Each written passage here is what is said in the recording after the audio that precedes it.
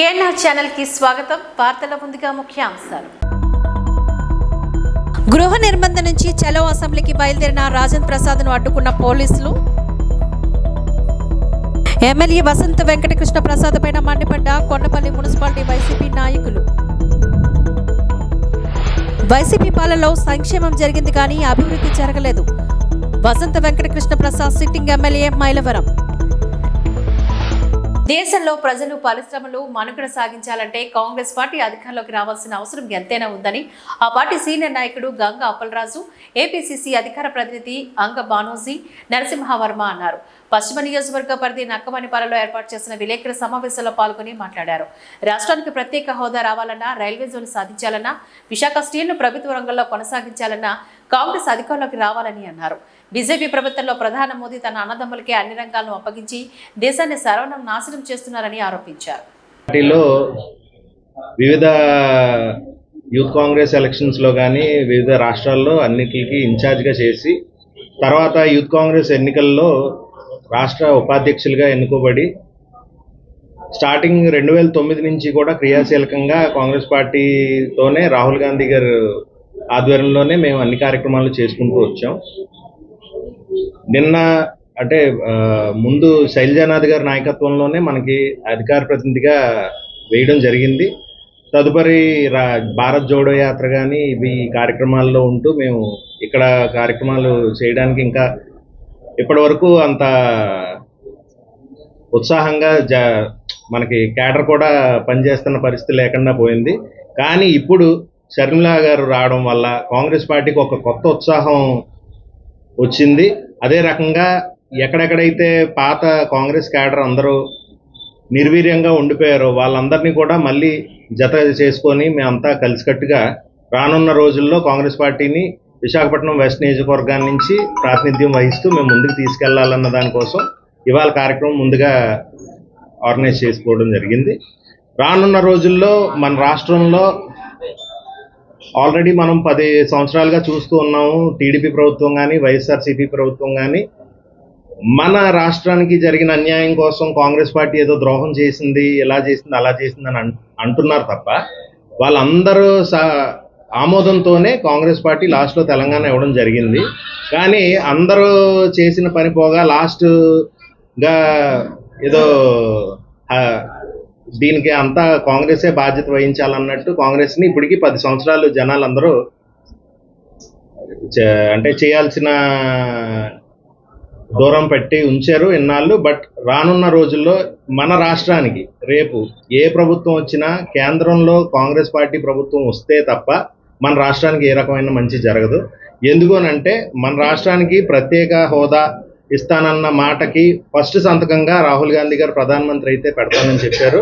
దానికోసమే మేము ఇప్పుడు ప్రత్యేక హోదా అంటూ వస్తే దాంతోపాటు ఆటోమేటిక్గా మనకి ఎంప్లాయ్మెంట్ జనరేషన్ జరుగుతుంది, అన్ని వృత్తుల వాళ్ళకి అకామిడేట్ చేయడానికి అవకాశం ఉంటుంది. అదే రకంగా ఇప్పుడు సెంట్రల్ లెవెల్లో ఉన్న ఏ ప్రాజెక్టులు మనకి కంప్లీట్ అవ్వాలన్నా పోలవరం ప్రాజెక్ట్ కానీ, అదే రకంగా ఇప్పుడు విశాఖపట్నంకి సంబంధించి అయితే విశాఖ ఉక్కుని కాపాడడం కోసం రానున్న రోజుల్లో వచ్చే నెల రాహుల్ గాంధీ గారి కార్యక్రమం ఇక్కడ ఉంటుంది.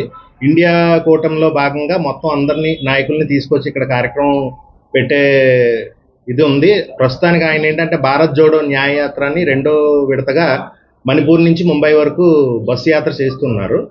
సో దానిలో భాగంగా మధ్యలో ఈ నెక్స్ట్ మంత్ అంటే ఎలక్షన్ కోడ్ కన్నా ముందే అది ప్లాన్ చేద్దామని ఆలోచన ఉంది. కానీ మరి డేట్స్ ఇంకా ఫైనల్ అవ్వలేదు. కాంగ్రెస్ పార్టీని ఖచ్చితంగా గెలిపించుకోవాల్సిన బాధ్యత కింద స్థాయి కార్యకర్త నుంచి పై స్థాయి ఐఏఎస్ ఐపీఎస్ అధికారుల వరకు ప్రతి ఒక్క అధికారులకు గురుతరమైన బాధ్యత ఉంది. ఎందుకంటే ఒక్క విషయాన్ని ముందుగా మీకు తెలియజేస్తాను. స్వాతంత్రం రాకముందు మనం ఎంతటి పెద్దటి సంగ్రామం చేసామో ఫ్రెంచ్ వాళ్ళు, డచ్ వాళ్ళు, పోర్చుగీస్ వాళ్ళు, బ్రిటిష్ వాళ్ళు ఈ దేశాన్ని వ్యాపారం కోసం వచ్చి మొత్తం భారతదేశాన్ని దోచేసుకొని దేశంలో ఉండే సంపదను విదేశాలకి దోచుకుపోయిన తర్వాత స్వాతంత్రం 200 సంవత్సరాలు పోరాటం చేస్తే మనకి ఇచ్చింది చెత్త కుప్పలతో స్వాతంత్రం ఇచ్చాడు. అటువంటి స్వాతంత్రాన్ని కాంగ్రెస్ పరిపాలనలో 56 సంవత్సరాల్లో చేసిన అభివృద్ధి మాత్రమే ఇవాళ గ్రౌండ్ మీద కనబడుతుంది. మోడీ గారు వచ్చిన తర్వాత ఇవాళ కనబడి సర్జికల్ స్ట్రైక్స్, చైనా బూచి, పాకిస్తాన్ యుద్ధం ఈ చూపిస్తున్నాడు తప్పితే ఒక్క ఐఐటి కానీ ఒక ఇంజనీరింగ్ కానీ ఒక విద్యా సంస్థలు కానీ ఒక ప్రాజెక్టులు కానీ ఎటువంటి అభివృద్ధి లేకుండా ఓన్లీ కార్పొరేట్ సంస్థలకే దోచిపెట్టే కార్యక్రమం కనబడుతుంది.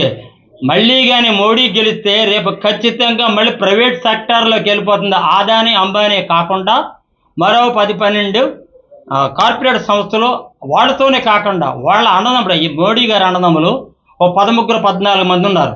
వాళ్ళు ఇవాళ భారతదేశంలో హైయర్ అథారిటీస్ పొజిషన్లో ఉండాలి. ఒకసారి ఈ విషయాన్ని ఎవరో ఇంతవరకు ఏ నాయకులు కూడా తేటతలం చేయట్లేదు.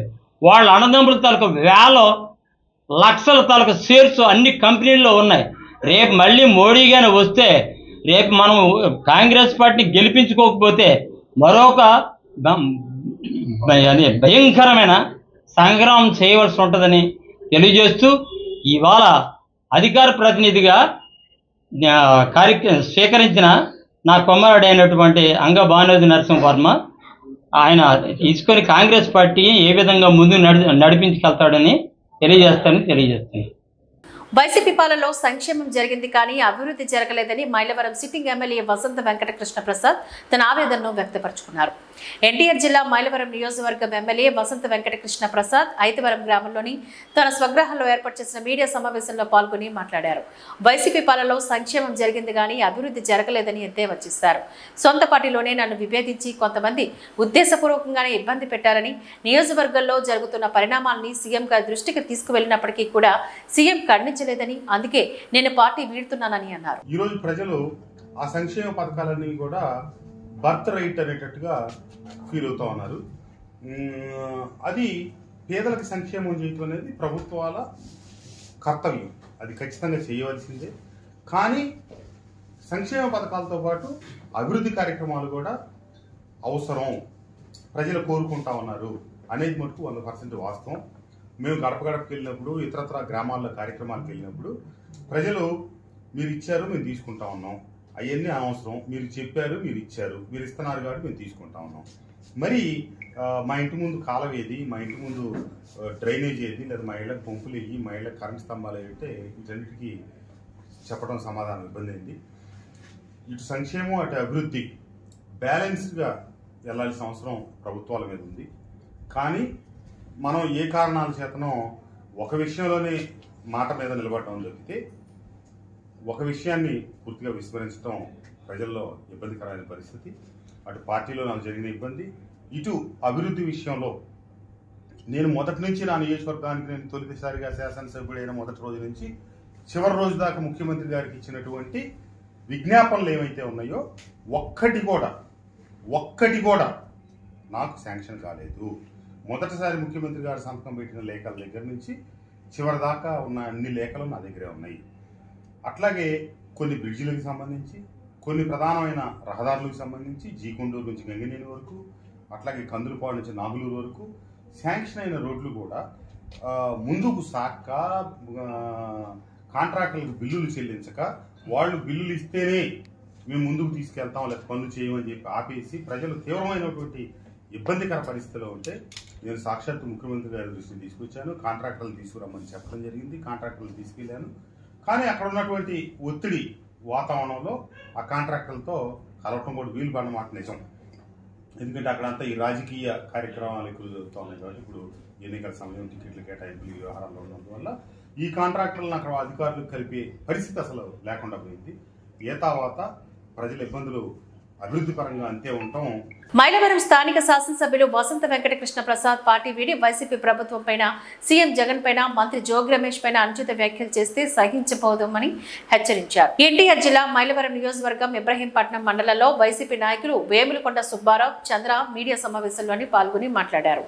నీకు ఇష్టం లేకపోతే పార్టీ నుంచి వెళ్ళు, అంతేగాని వెళ్లిన తర్వాత వైసీపీ ప్రభుత్వం పైన గానీ, జగన్మోహన్ రెడ్డి పైన గానీ, మంత్రి జోగి రమేష్ పైన గానీ అనుచిత వ్యాఖ్యలు చేస్తే సహించబోమని అన్నారు. నా ఎస్టీ, నా బీసీ, నా మైనారిటీ జగనన్న ఒక బీసీ అభ్యర్థికి నువ్వు ఇస్తే మంత్రి పదవి నువ్వు ఓడ్చుకోలేక నీ కుళ్ళు కుతంత్రాలతో ఆ బీసీ అభ్యర్థి మంత్రిని ఏదో చేయాలని నువ్వు కంకణం కట్టుకున్నావు. అందుకే నువ్వు ఎమ్మెల్యే పోయావు. అది నీ కుళ్ళు. పెత్తందారులకు బీసీలకు పోరాటం. కృష్ణప్రసాద్, నువ్వు ఇప్పటికైనా ఒకటి గుర్తుంచుకో, నువ్వు చేతకాక ఏమి అర్థమైందా నీకు? ఈ మైలారిలో జగనన్న సైనికులు ఉన్నావు. మా జోలికి వస్తే ఖబర్దార్. నీకు ఇంకోసారి చెప్తున్నా, మేము కష్టపడి 2019లో వస్తే మేము జగనన్న ముఖ్యమంత్రి కావాలని నిన్ను ఎమ్మెల్యేగా మేము గెలిపించావు. నువ్వు చేసిందంటే ఈ రోజున నీవు ఆ పక్కకి వెళ్ళిపోయి ఇంకో పార్టీ చూపు చూస్తున్నావు. వెళ్ళిపోతే వెళ్ళిపో, అంతేగాని మా జగనన్న జోలికి వస్తే మేము ఊరుకోని నిన్ను తరిమి కొడతాం. జై జగనన్న. నువ్వు ఇండిపెండెంట్ అభ్యర్థిగా పోటీ చేసి రా. నీకు దమ్ము ధైర్యం ఉంటే అప్పుడు మేము ఒప్పుకుంటాం దమ్ము గల్లవాడు అని. ఏంటే డబ్బుని సరిపోతే నువ్వు ఉమాగారు పెంచరాదా? ఉమాగారు ఇవ్వలేదా? ఇంకేమంటావు? నీ ఇన్ఛార్జీలకి ఎంత ఇచ్చావు తెలుసా? ఇదే జోగి రమేష్ గారి దగ్గరికి వెళ్ళి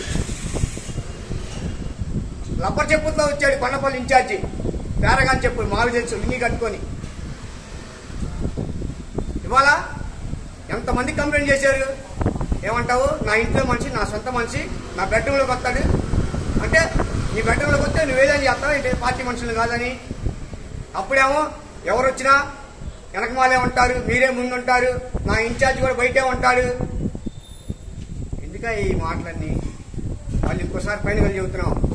జగనన్న గురించి తప్పు మాట్లాడినా, వైఎస్ఆర్ కుటుంబాన్ని కించపడుతూ మాట్లాడినా, జోగి రమేష్ గారి గురించి చవాకులు మాట్లాడినా మామూలుగా ఉండదు.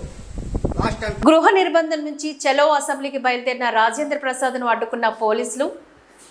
పంచాయతీరాజ్ ఛాంబర్ రాష్ట్ర అధ్యక్షులు వైవీబీ రాజేంద్ర ప్రసాద్ 2 రోజుల హౌస్ అరెస్ట్ నుంచి అమరావతి చలో అసెంబ్లీ ముట్టడికి బయలుదేరితే రాజేంద్ర ప్రసాద్ ని ఉయ్యూరు టౌన్ మరియు రూరల్ పోలీసులు పెద్ద సంఖ్యలో వచ్చి బయటకు వెళ్లకుండా అడ్డుకోవడంతో విషయం తెలుసుకుని రాజేంద్ర ప్రసాద్ ని ఇంటికి వచ్చిన రాజేంద్ర ప్రసాద్ అభిమానులకు పోలీసులకు మధ్య తీవ్ర తోపులాట ఘర్షణ జరిగింది. ఆయన ఇంటి వద్దే నేలపైన కూర్చొని అనుచరులతోని రాష్ట్ర ప్రభుత్వ వైఖరిపైన నిరసన తెలియజేశారు.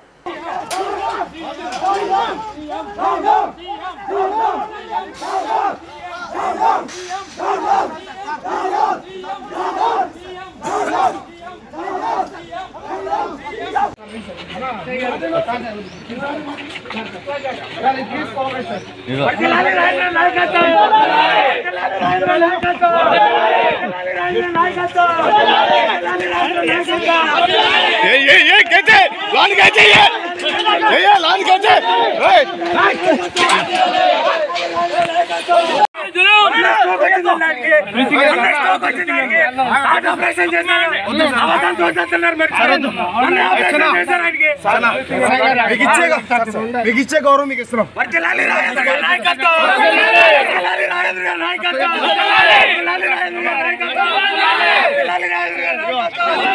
ఈ వార్తలు ఇంతటితో సమాప్తం. నమస్కారం.